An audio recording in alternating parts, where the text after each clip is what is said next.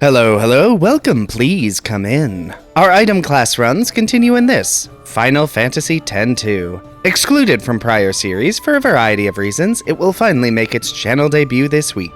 There are a variety of reasons why this game wasn't included in prior series, ranging from, I forgot it existed, to, this game doesn't have that class, but here we are, finally showing it off. And the biggest reason it's now included is because it finally went on sale on Steam, which means I could buy the game and use a save editor to manually unlock any class, here called Dress Spheres, I wanted right at the start of the game. And unlike FF3, which took issue and soft-locked, FF10-2 is actually designed to have any job at any point in the game, thanks to its New Game Plus feature. Okay, now that the intro is completed, I gain access to the garment grid and dress sphere customization system. And to allow for maximum customization, I have decided to give myself as many copies of the Alchemist Dress Sphere as I see fit.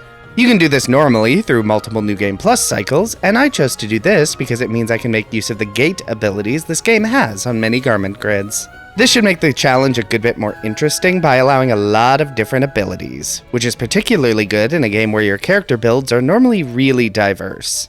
And if you're concerned this will ruin the difficulty, don't worry, it absolutely won't.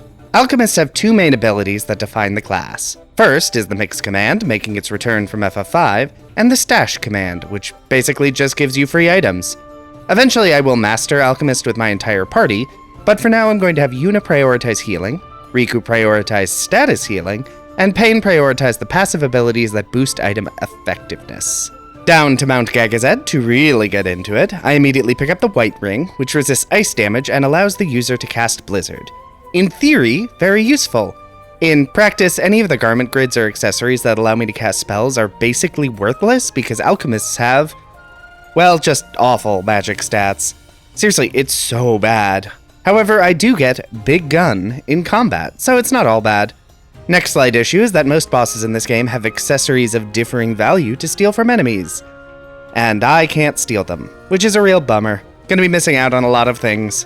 And this boss fight against Leblanc & Co. is pretty forgettable. Even without any actual stash abilities, just basic potions are more than enough to keep me healed. And while Alchemist damage isn't bad, it's really not exciting. I do a quick change to get a strength boost from a gate on my garment grid, but that's mostly so the fight ends quicker. Time to climb the tower, fighting enemies, and getting erupted by & Co. as I go along. And its next boss fight.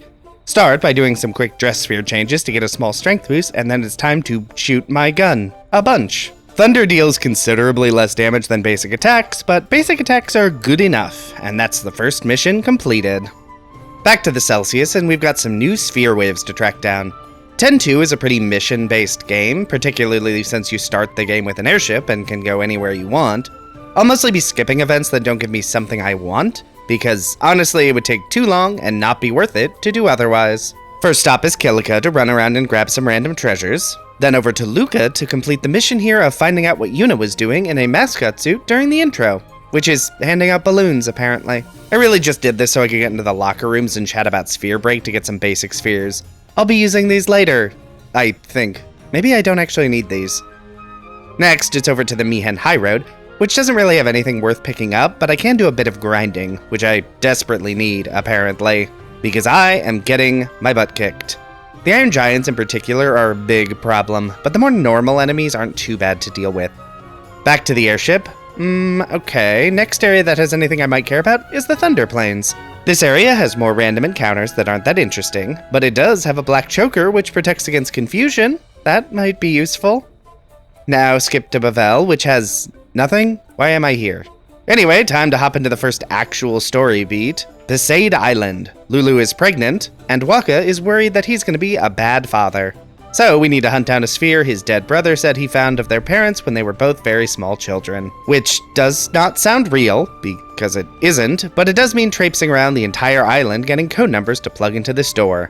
I honestly only remember where 3 of them are, but thankfully, 9 attempts later, and I managed to guess the one remaining digit, which leads to a cave and a boss. Flame Dragon takes decent damage from regular attacks, which is good, because that's all I've got, and its fire breath is no joke. Good news is that I have functionally infinite high potions thanks to the stash ability. Yuna prioritizes healing, while Riku and Pain shoot it repeatedly. Despite my mediocre damage, this is not a long fight. Now it's over to Xenarkin to investigate the other sphere waves we detected. This place has been turned into a tourist attraction, because of course it has, which doesn't really impact anything I care about. I just need to run through, dealing with random encounters against Leblanc goons as I go. And the game crashed. When was the last time I saved? Oh, good, the game has an autosave. That makes me feel much better. You know, in prior games, money was always an issue because of constantly having to restock on healing items. It is nice to know that it isn't really a concern in this game because of the stash ability. Now, should they have let characters have infinite access to healing items? Probably not. And down an elevator, and it's into the next boss fight, against the Guardian Beast. Brief explanation of the mix command. Unlike FF5, where it was interesting, the basic premise of mix in 10.2 is select the item with the effect you want first, then a potion, and it will deploy a stronger version of the first item. And yeah, it really is that simple. Pro, I don't need a mix table in front of me at all times. Con, it's boring. But by mixing elemental attack items with potions, I finished the fight against the Guardian Beast very quickly. Too quickly to type up that explanation, actually. And now it's over to Kilika for the next story beat. The Youth League and New Yevon are fighting over something, which they basically always are, but we can sneak through the woods and trick these guards into letting us to the temple. And it's next boss time, YSLS0. Start the fight by doing some sphere changes to get the strength bonus and then just attack. Yuna gets to hang out on standby using high potions via stash when Zero gets in big hits, and Yuna does actually go down at one point. Good thing is that I also have all my regular healing items. And because my entire party has level 2 items at this point, non-stash items come out very quickly. And the fight is over. The Gullwings take the sphere from both New Yevon and the Youth League, and it's back to the Celsius to watch it. And the sphere's vibes are so rancid, we decide we're going to give it back to someone. But first, I have to get the sphere back because Leblanc's crew broke into the airship and stole it. But to do that, I'll need to get disguises. Before that, though, it's time for the standard pop around to various locations to pick up whatever items end up being useful. First, it's to Besaid to do the Gunner's Gauntlet. Completing this with enough points can give some pretty nice rewards, but turns out doing that is super time-consuming, and I can't be bothered, so I'm just not gonna do that. Moving on to Macalania Woods, which has something somewhere. While I'm looking for that, Yuna finally learns Mega Potion, a stash ability that lets her heal the entire party for 2000 HP, and has no cost. I mean, it's a bit slow, I guess, but it's also a free, all-party heal that will carry me basically for the entire rest of the game. Alchemists are very good at support. Macalania done, I pop to Bavel, which I can't enter. Why am I here? Okay, let's do some actual plot, and that means popping over to Jose to follow these Leblanc goons around, which triggers another fight against Ormi and Logos. I guess this is technically a boss, but it's not really that notable. Mega Potions mean damage is not a threat, and while Ormi and Logos can inflict a variety of status effects, I also have Remedy Stash, which completely bypasses it. Well, that is one Leblanc goon disguise acquired. Next destination is the Beacon Desert. Oh, I have to head back to Jose to actually get permission to dig in the desert, because I never actually did that in Chapter 1. Okay, now it's back to Beacon Desert, which prompts another boss fight that isn't really worth talking about. But it does get me my second disguise. Next, it's over to Mount Gagazet for, you guessed it, one more disguise, which means a boss fight, even less notable than the last two. Well, that's all 3 disguises, so it's time to break into Chateau Leblanc. So we drop down in Guado Salam, put on some disguises, and we're in, because this place has no actual security, it turns out. And our infiltration mission starts with a massage minigame for some reason. The early 2000s sure did happen, didn't they? That done, I can sneak into the back area of the Chateau, which starts with another fight against Ormi, who actually manages to KO a party member, mostly because I'm so underleveled that he can one-shot anyone in the party, which should be threatening, but I have functionally infinite healing, so it actually isn't. It just means I have to divide my efforts as I slowly whittle him down. And goodbye, Ormi. Then some more sneaking to steal a sphere, and it's another fight, this time against Ormi and Logos. Ormi has decided to stop using his one-hit KO move, for some reason, which means this fight is an easy victory.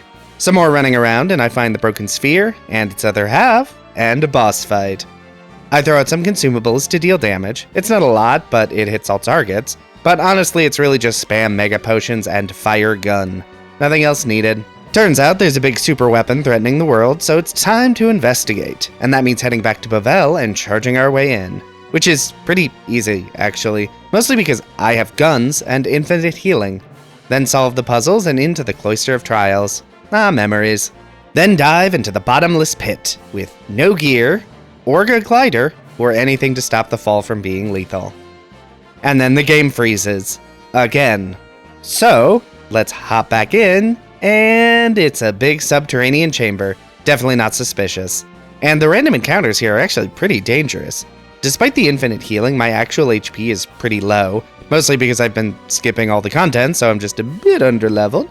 I'm sure it's fine. Fighting these Machina slowly unlocks the path forward, but it also unlocks the next boss fight, the Precept Guard.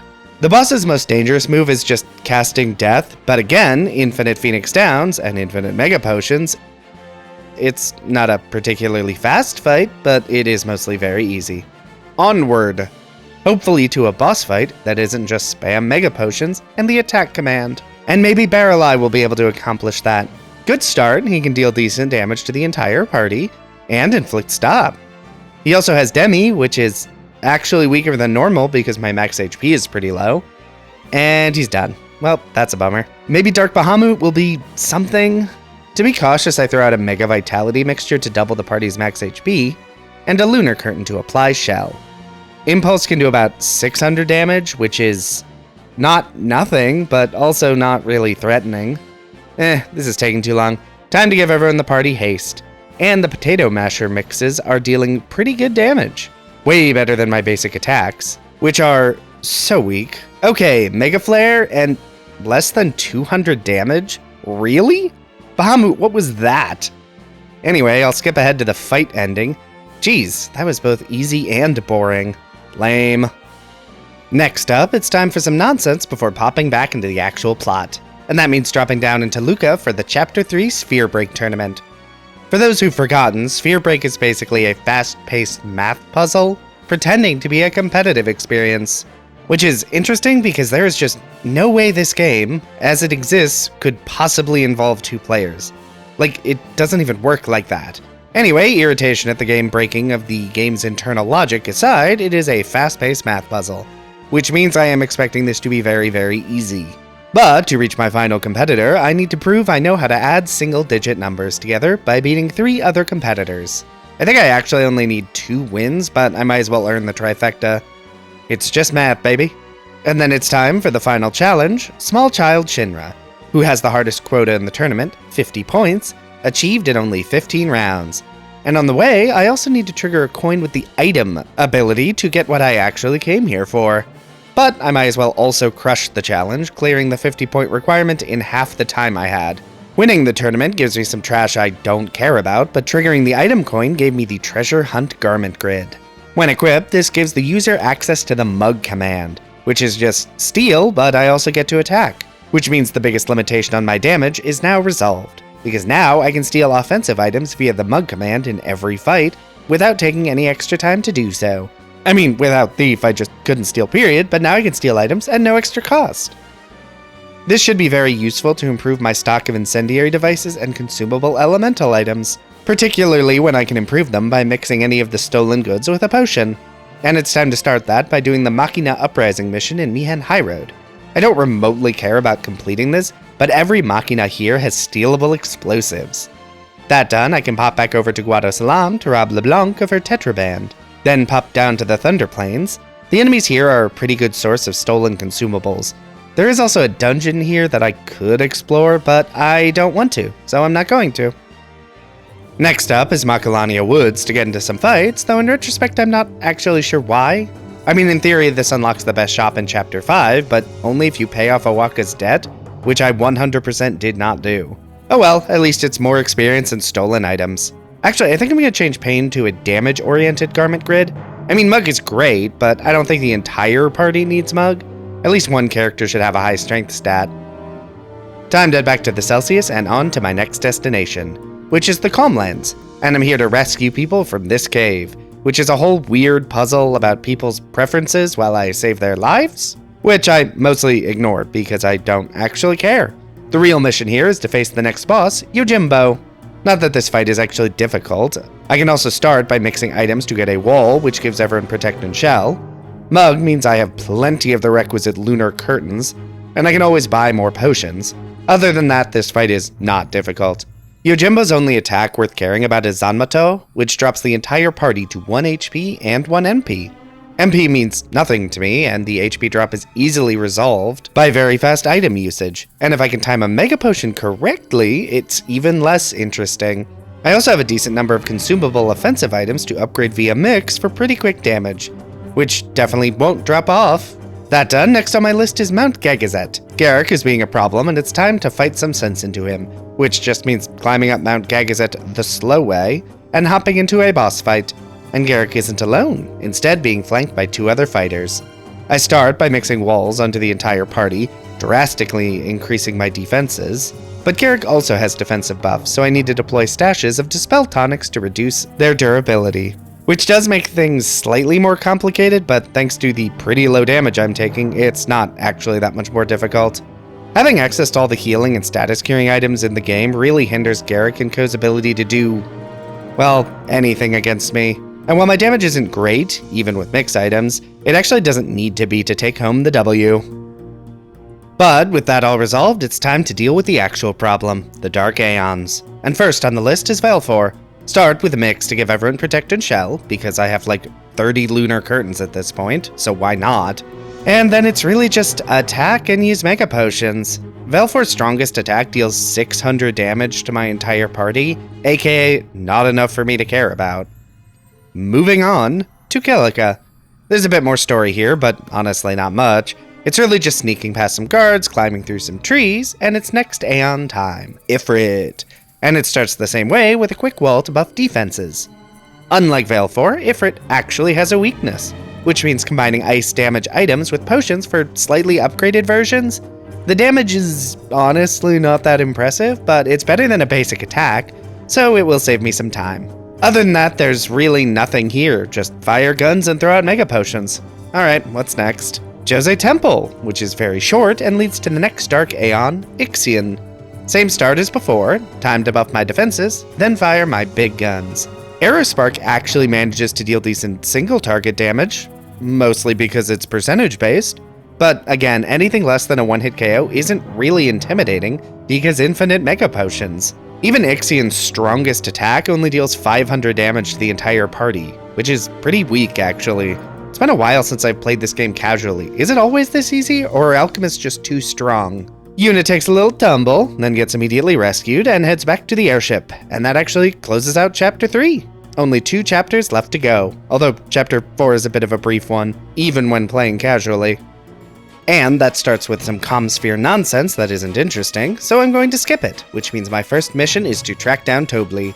For some reason that I simply do not remember or care about. But that basically just means random fights, none of which are interesting. Onwards! Time for a concert, but first, it's practice time.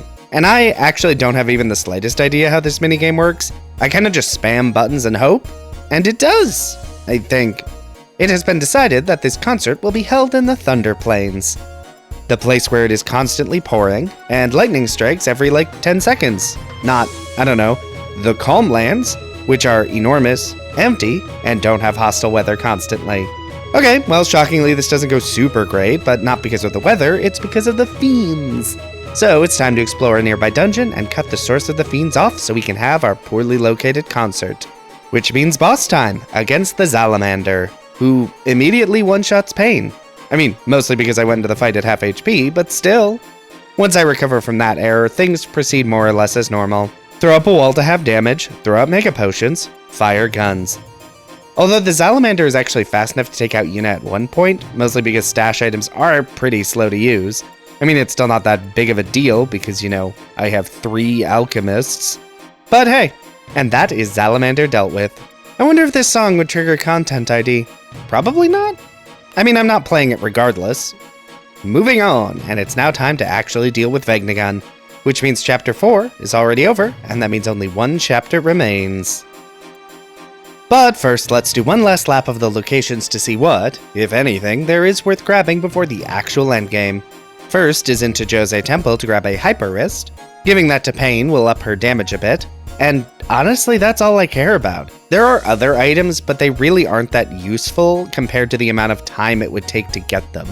So it's time to jump down the Faith Hole and face down some bosses, and first on the boss list is Shiva. So, while up, then fire gun while using Mega Potions. I do have to stop on occasions because Heavenly Strike inflicts stop pretty regularly, but again, infinite stash items means it's not actually that threatening. While the fight certainly isn't quick, spoiler, none of the final fights are going to be quick, it is mostly simple to just spam healing and attacks.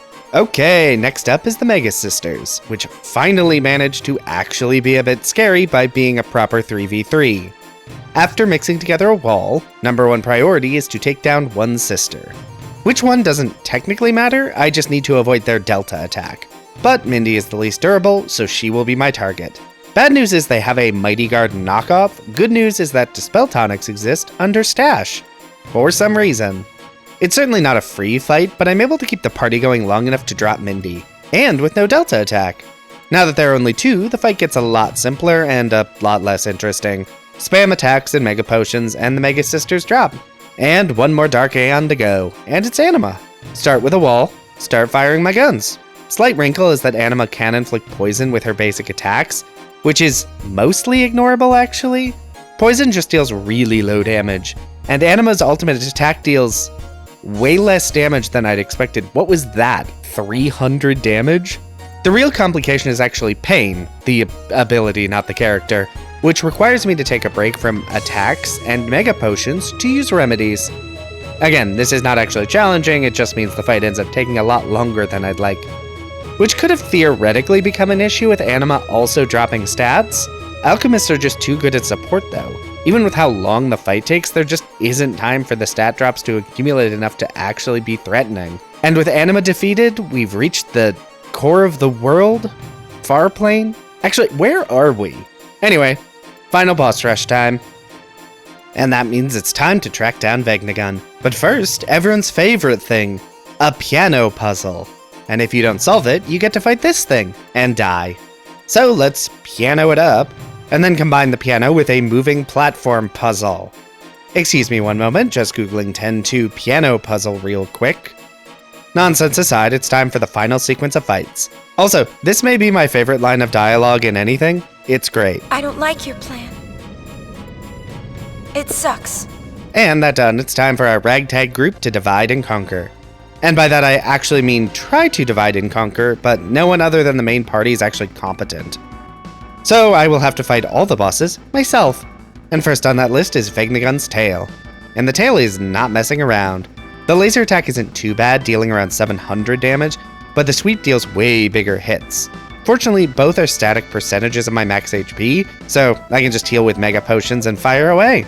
Next up is the leg. Its attacks aren't percentage based, so time to guard up with wall, then just shoot the leg. There is a whole thing with these nodes, but they're just too bulky to bother with. It just means more damage I have to make sure I stay healed up for. I do occasionally need to throw out Dispel Tonics to remove the buffs cast by the green node, but other than that, this is a pretty simple fight. And then the game crashes. Third time's a charm, I guess. Please hold while I get back my progress. Oh, neat, the game autosaved after the fight. That saved me a good bit of time. Time for the core. The core is mostly about support, while the two limbs on either side will prioritize attacking. They do also have Dispel though, and Doom. Okay, this is actually a decent amount to deal with. The limbs on either side can be disabled, but the core will resurrect them. They don't have too much HP though, even considering my pretty limited offense. The rest of the fight is really just splitting my attention between shooting the core and disabling the limbs. Once you get in a pretty good rhythm of attacks, the fight mostly plays itself. The limbs only having 3000 HP means I can take them down before they get off more than 1 or 2 attacks, and with the core down, all that's left is the head. Just like the prior fight, this fight is a careful balance of dealing with the 2 side limbs while also attacking the head. However, the side limbs here are actually pretty dangerous, dealing 900 damage with a single attack each. And while they aren't too difficult to take out through attacks and some mixed grenades, the head can revive both at once. Next issue is the status effects. I do have stashed remedies, but these only target one ally, so it's time to start actually expending remedies via Mix to cure all statuses at once. Most of the head's other attacks aren't too dangerous, it's just all about being careful, timing my attacks, healing, and did that just one-shot my entire party? That's a problem. I'm actually not sure why that dealt so much damage. Did it dispel my buffs without me noticing? Big Cannon destroys Spira. I mean, this counts as an ending to the game. I could call it here. I'm kidding, obviously. Let me load up the autosave and... Game, did you take an autosave after I died to the boss? Why? Why would you do that? Alright, hold please while I get back all the progress I just lost. Be with you in a moment. Okay, and we're back, and this time I have a new secret weapon. One I'd hoped to save for the final fight, but I really don't want to have to redo everything. So I just need to hope I don't need it in the fight against Shuyin. Anyway, by mixing 2 items together, I get a Mega Vitality. This doubles the HP of the entire party, bringing everyone up over 4,000 HP. As you might expect, this means healing is considerably easier to fit in around attacks, because I have a lot more leeway. And if the boss uses its strongest attack when my defenses aren't buffed, I should survive it. You know, mostly. Fortunately, if someone goes down, I have a lot of healing I can do to bring them back up.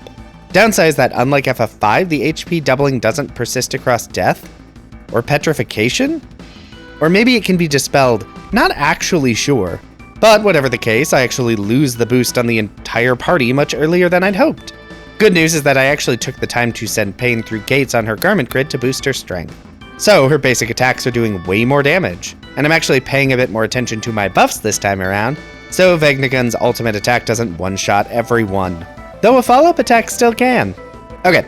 I'm just going to ignore the 2 limbs. I can't kill them nearly quickly enough to make up for the lost time, and I just need to hope Pain can deal enough damage to outpace this nonsense. And it's close, but it does work.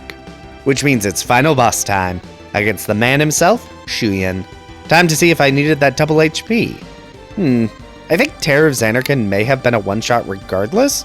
Good news is that with defensive buffs up, none of Shuyin's other attacks are actually all that damaging.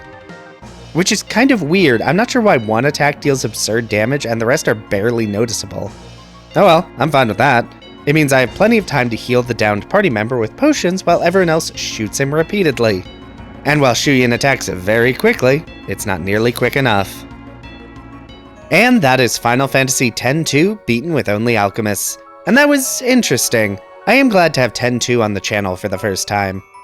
X-2 has some really interesting mechanics to play around with, which are a bit limited by how defensively optimal alchemists are, but how bad their magic stat is. But I will have more to say about that in the summary video out in a few weeks. I did want to shout out that I do have a Patreon, linked in the description. I spend a lot of time making these videos, so if you enjoyed the video, want to support the channel, and are financially stable enough to do so, that exists. No pressure though, this channel is free to enjoy for everyone and will remain that way. For now, if you like this video, be sure to hit that like button. If you'd like to see more of this, feel free to subscribe. Hey, maybe leave a comment if you have something you'd like to say. But whatever you decide to do, have a safe trip home.